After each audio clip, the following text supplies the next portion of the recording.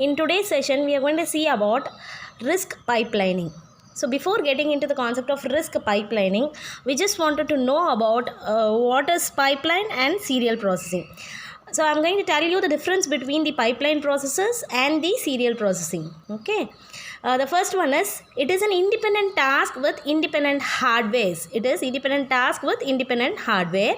No repetitions during the process will be done. So this is what called as the procedural steps for processing. So the first step is serial processing. How it happens? Let me consider ironing, that is washing a set of cloths, drying it, and then folding it, and then I'm keeping it in a bureau. So this is what the step. Let me consider this step. So what I'm going to do, by 6 p.m. I'm going to start the work. I'm going to make it wash, and then I'm going to dry it, and then I'm going to keep the set of cloths to be folded, and then I'm keeping it in the bureau.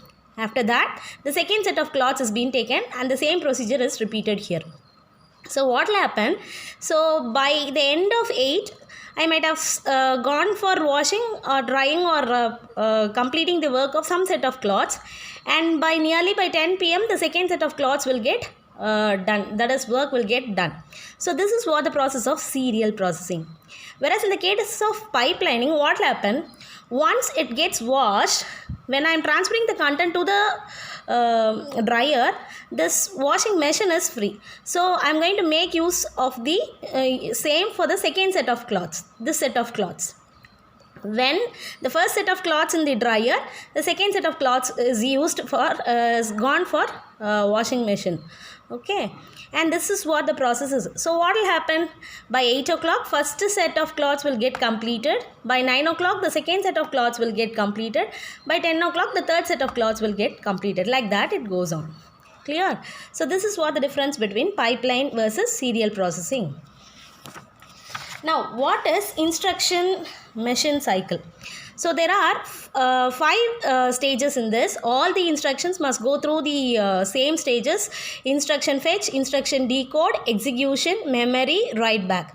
So that has been given here. If any of the instruction is not for any of the stage, then that clock cycle will also be executed with an emptiness. Let me consider register type instruction will not go for a memory thing. So it will be executed with an empty clock cycle. So instructions may not require all the stages, but must execute all with empty clock cycles if needed. Similarly, for store instruction, it will not go for write back. So it will be executed with empty clock cycle. Load instruction, all the stages should be gone through, and branch and jump instructions will not go for memory and write back. So this is what the parallel processing of instruction 1, 2 and 3. When instruction 1 is in instruction decode, the instruction 2 may get into an instruction fetch process. Similarly, when instruction 2 is in instruction decode process, instruction 3 may get into an instruction fetch process. So that what will happen? You will be getting a series of output, which is like water coming through the pipeline. That is what called as pipelining process here. You will be getting continuous output for every clock cycles. So IF is instruction fetch. It is writing IR, incrementing PC. ID is nothing but register decoding. Execution is nothing but operations with ALU, arithmetic logic unit. Memory is nothing but reading or writing the memory. Write back is writing final result to the register files. At any moment, all resources are being used. At any moment, several instructions are processed. The next one is, this is the 5 stage,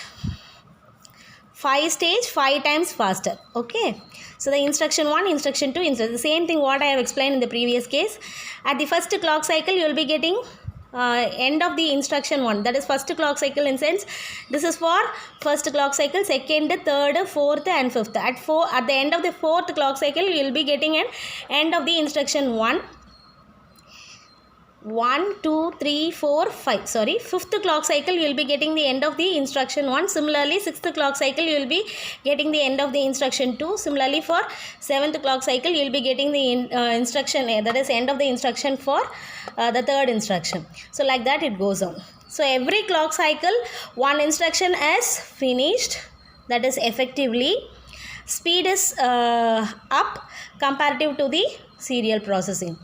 and it is proportional to the number of stages in the machine cycle, which is proportional to the number of stages also. Thank you.